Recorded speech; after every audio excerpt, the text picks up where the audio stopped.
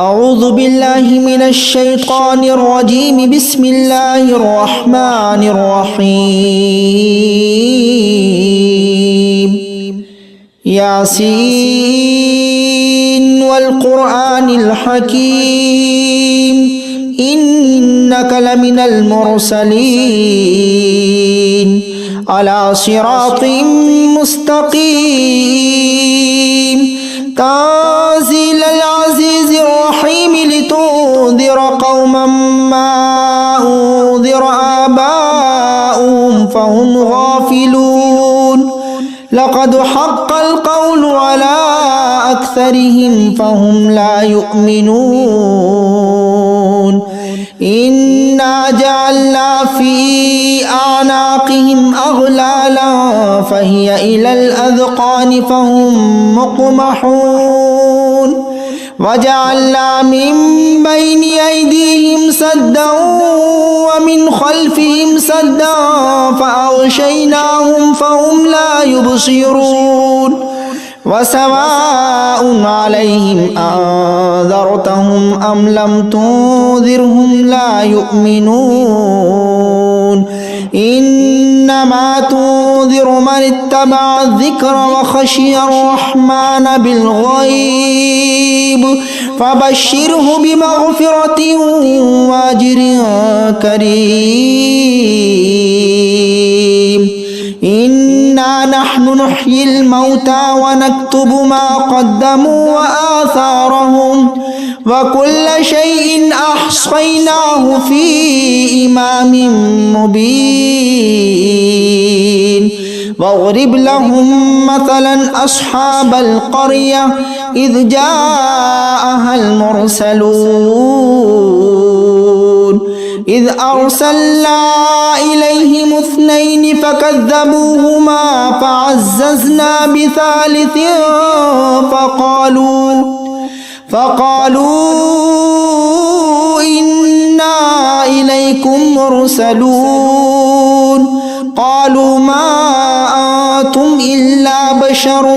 مثلنا وما أنزل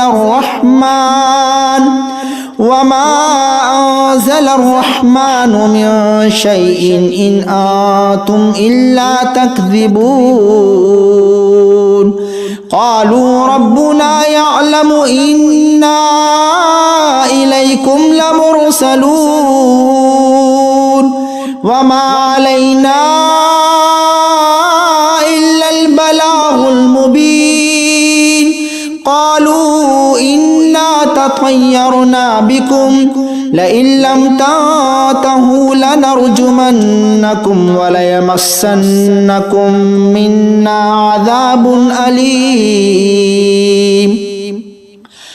قالوا طائركم معكم أئن ذكرتم بل أنتم قوم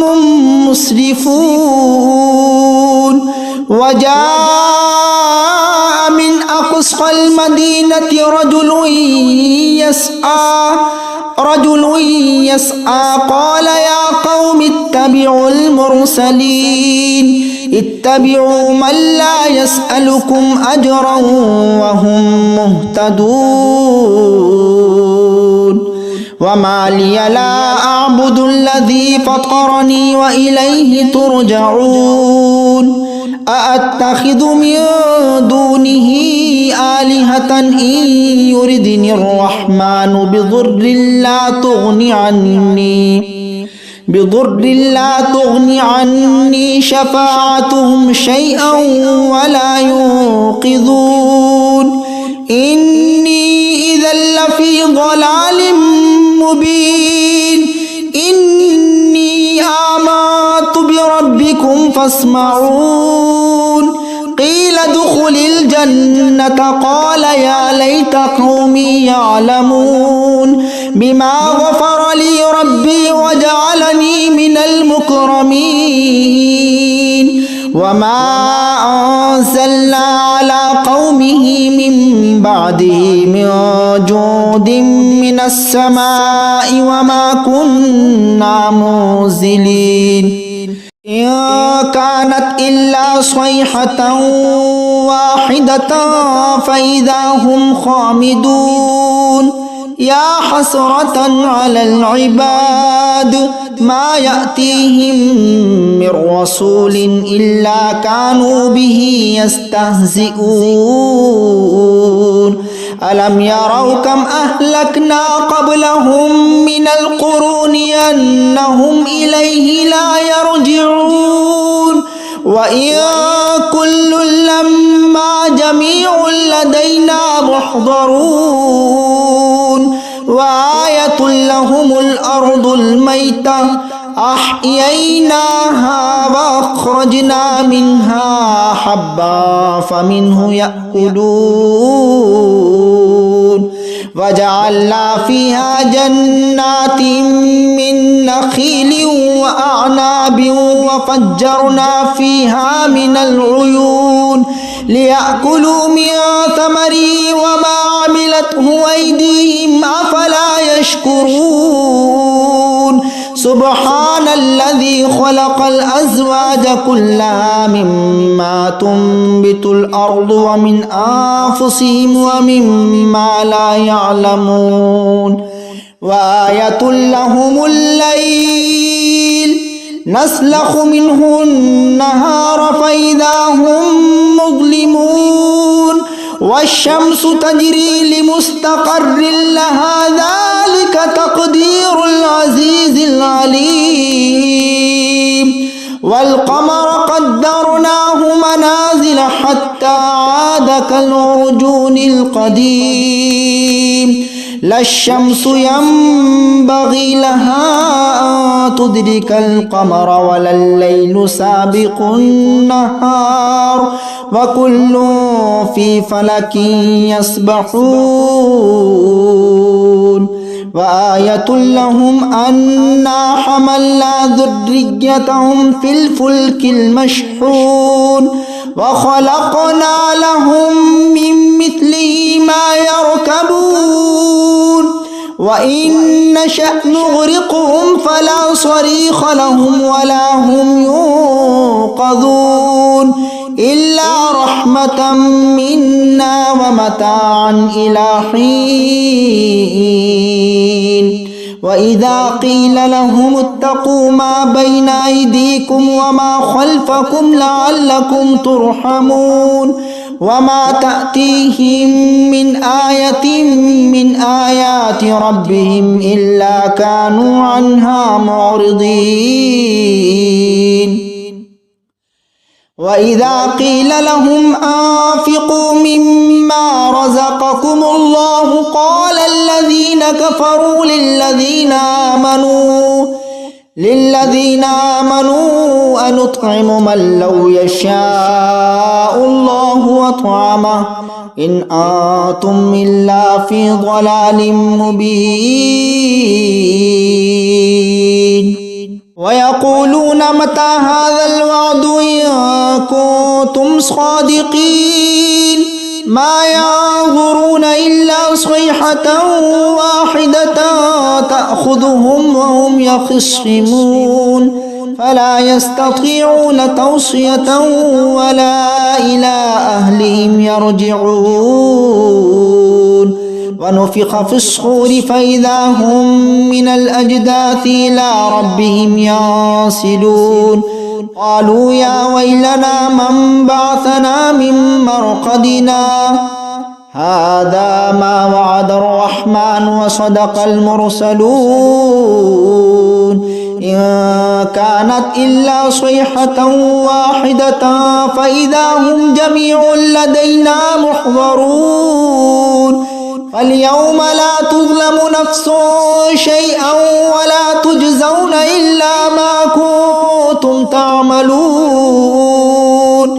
إن أصحاب الجنة اليوم في شغل فاكهون هم وأزواجهم في ظلال على الأرائك متكئون لهم فيها فاكهة ولهم ما يدعون سلام قولا من رب رحيم وامتازوا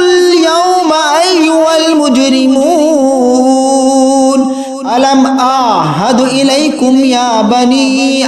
آدم ألا تعبدوا الشيطان إنه لكم عدو مبين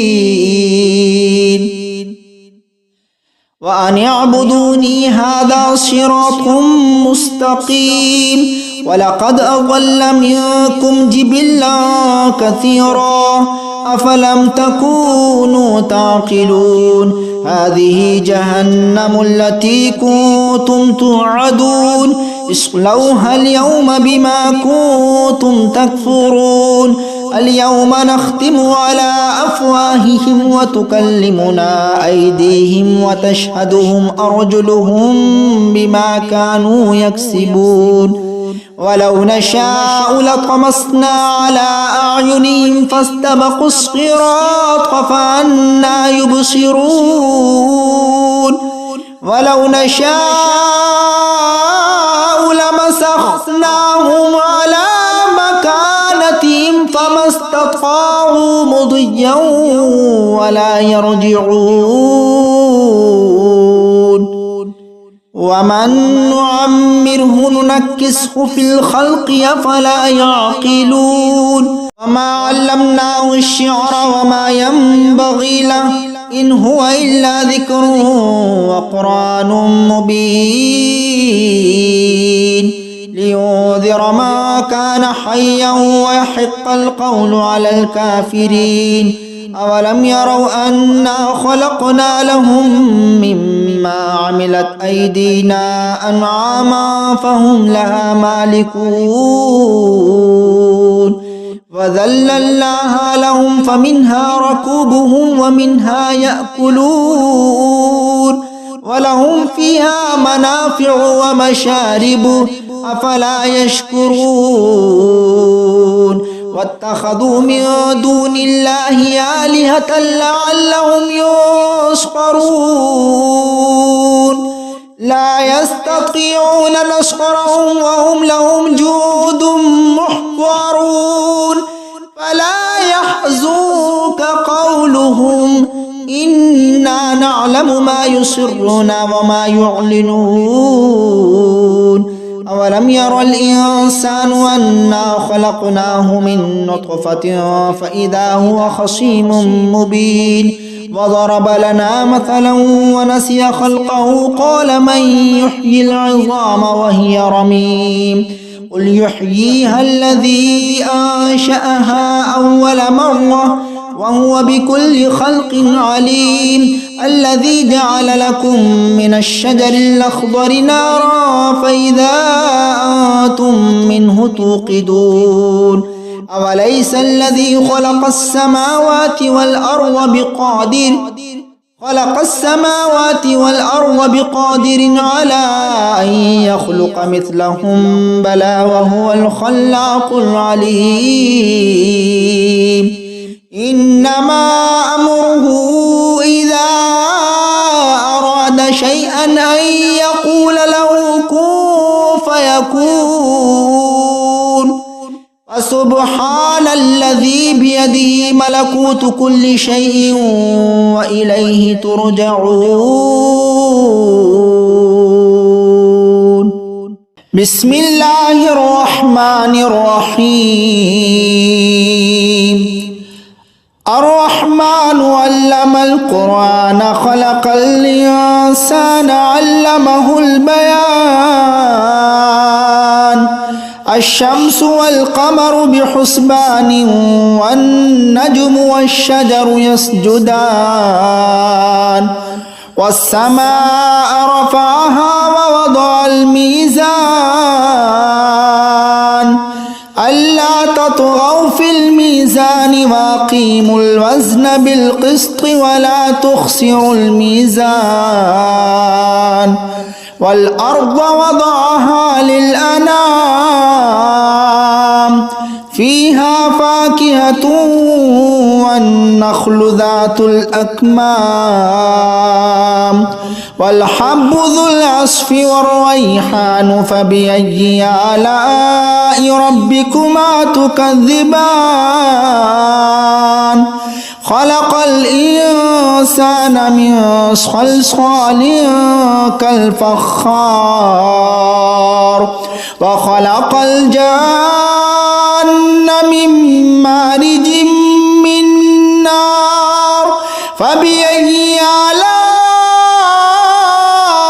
ربكما تكذبان رب المشرقين ورب المغربين فبأي آلاء ربكما تكذبان مرج البحرين يلتقيان بينهما برزخ لا يبغيان فبأي آلاء ربكما تكذبان يخرج منهما اللؤلؤ والمرجان فبأي آلاء ربكما تكذبان وله الجوار المنشآت في البحر كالأعلام فبأي آلاء ربكما تكذبان كل من عليها فان ويبقى وجه ربك ذو الجلال والإكرام فبأي آلاء ربكما تكذبان يسأله ما في السماوات والأرض كل يوم هو في شأن فبأي آلاء ربكما تكذبان سنفرغ لكم أيها الثقلان فبأي آلاء ربكما تكذبان يا معشر الجن والإنس إن استطعتم أن تنفذوا من أقطار السماوات والأرض فانفذوا لا تنفذون إلا بسلطان فبأي آلاء ربكما تكذبان يرسل عليكما شواظ من نار ونحاس فلا تنتصران فبأي آلاء ربكما تكذبان فإذا شقت السماء فكانت وردة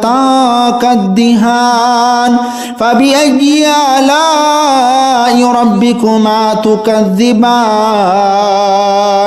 فيومئذ لا يسأل عن ذنبه إنس ولا جان فبأي آلاء ربكما تكذبان يعرف المجرمون بسيماهم فيؤخذ بالنواصي والأقدام فبأي آلاء ربكما تكذبان هذه جهنم التي يكذب بها المجرمون يطوفون بينها وبين حميم آن فبأي آلاء ربكما تكذبان ولمن خاف مقام ربه جنتان فبأي آلاء ربكما تكذبان ذواتا أفنان فبأي آلاء ربكما تكذبان فيهما عينان تجريان فبأي آلاء ربكما تكذبان فيهما من كل فاكهة زوجان فبأي آلاء ربكما تكذبان متكئين على فرش بطائنها من استبرق وجنى الجنتين دان فبأي آلاء ربكما تكذبان فيهن قاصرات الطرف لم يطمثهن إنس قبلهم ولا جان فبأي آلاء ربكما تكذبان كأنهن الياقوت والمرجان فبأي آلاء ربكما تكذبان هل جزاء الإحسان إلا الإحسان فبأي آلاء ربكما تكذبان ومن دونهما جنتان فبأي آلاء ربكما تكذبان مدهامتان فبأي آلاء ربكما تكذبان فيهما عينان نضاختان فبأي آلاء ربكما تكذبان فيهما فاكهة ونخل ورمان فبأي آلاء ربكما تكذبان فيهن خيرات حسان فبأي آلاء ربكما تكذبان حور مقصورات في الخيام فبأي آلاء ربكما تكذبان لم يطمثهن إنس قبلهم ولا جان فبأي آلاء ربكما تكذبان متكئين على رفرف خضر وعبقري حسان فبأي آلاء ربكما تكذبان تبارك اسم ربك ذي الجلال والإكرام بسم الله الرحمن الرحيم تبارك الذي بيده الملك وهو على كل شيء قدير الذي خلق الموت والحياة ليبلوكم أيكم أحسن عملا وهو العزيز الغفور الذي خلق 7 سماوات طباقا ما ترى في خلق الرحمن من تفاوت فرجع البصر هل ترى من فطور ثم رجع البصر كرتين ينقلب إليك البصر خاسئا وهو حسير ولقد زينا السماء الدنيا بمصابيح وجعلناها رجوما للشياطين وأعتدنا لهم عذاب السعير وللذين كفروا بربهم عذاب جهنم وبئس المصير إذا ألقوا فيها سمعوا لها شهيقا وهي تفور تكاد تميز من الغيظ كلما ألقي فيها فوج سألهم خزنتها ألم يأتكم نذير قالوا بلى قد جاءنا نذير فكذبنا وقلنا ما نزل الله من شيء إن أنتم إلا في ضلال كبير وقالوا لو كنا نسمع أو نعقل ما كنا في أصحاب السعير فاعترفوا بذنبهم فسحقا لأصحاب السعير إن الذين يخشون ربهم بالغيب لهم مغفرة وأجر كبير وأسروا قولكم أو اجهروا به إنه عليم بذات الصدور ألا يعلم من خلق وهو اللطيف الخبير هو الذي جعل لكم الأرض ذلولا فامشوا في مناكبها وكلوا من رزقه وإليه النشور أأمنتم من في السماء أن يخسف بكم الأرض فإذا هي تمور أم أمنتم من في السماء أن يرسل عليكم حاصبا فستعلمون كيف نذير ولقد كذب الذين من قبلهم فكيف كان نكير أولم يروا إلى الطير فوقهم صافات ويقبضن ما يمسكهن إلا الرحمن إنه بكل شيء بصير أمن هذا الذي هو جند لكم ينصركم من دون الرحمن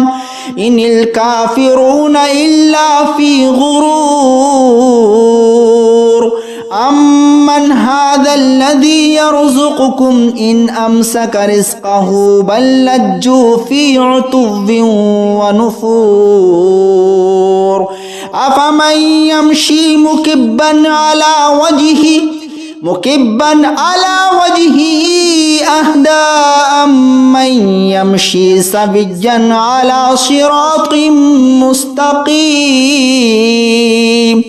قل هو الذي أنشأكم وجعل لكم السمع والأبصار والأفئدة قليلا ما تشكرون قل هو الذي ذراكم في الأرض وإليه تحشرون ويقولون متى هذا الوعد إن كنتم صادقين قل إنما العلم عند الله وإنما أنا نذير مبين فلما رأوه زلفة سيئت وجوه الذين كفروا وقيل هذا الذي كنتم به تدعون قل أرأيتم إن أهلكني الله ومن معي أو رحمنا فمن يجير الكافرين من عذاب أليم قل هو الرحمن آمنا به وعليه توكلنا فستعلمون من هو في ضلال مبين قل أرأيتم إن أصبح ماؤكم غورا فمن يأتيكم بماء